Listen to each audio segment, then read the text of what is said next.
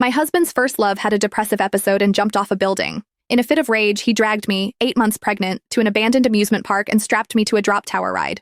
His men stood by, their faces blank as they bound my wrists and ankles to the cold metal seat. If you hadn't provoked Sienna, would she have had a breakdown and jumped?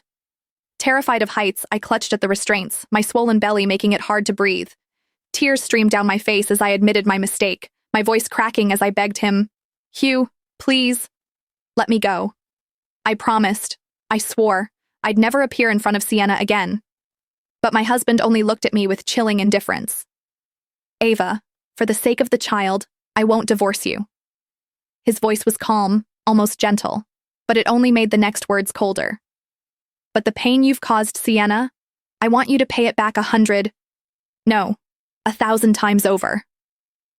Hugh ordered the ride to be set to run nonstop for an hour, then turned and walked away without a backward glance.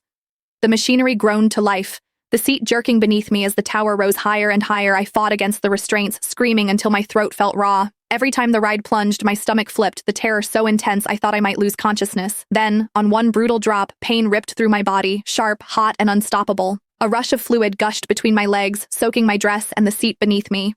The next day, Hugh finally remembered that I was still there. "Ava, Sienna is fine now," he said, his voice devoid of concern. "As long as you apologize to her, I'll let you down." What he didn't know, what none of them knew, was that the platform had already been drenched in blood for hours. My baby had been torn from my body somewhere between the sky and the earth, reduced to nothing but mangled flesh and silence. Dr. Jason called this morning. That woman is avoiding her prenatal checkups. What trick is she playing to get my attention this time? Hugh frowned, a trace of disgust flashing through his dark eyes. Beside him, Mason, the family butler, turned pale, his voice trembling as he spoke.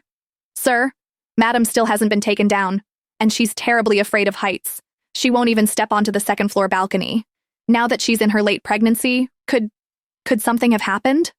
Hugh's expression froze for a split second, before he frowned again, doubt flickering across his face. "Really? Ava's afraid of heights?" Before Mason could finish confirming, Hugh waved a dismissive hand.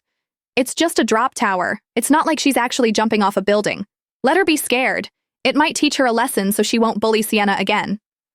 Mason lowered his head and dared not say another word. However, Hugh's assistant couldn't hold back any longer. "Sir," at first Madam was screaming, but later she went completely silent. "And she's carrying your child, your own flesh and blood. Shouldn't you at least check on her?"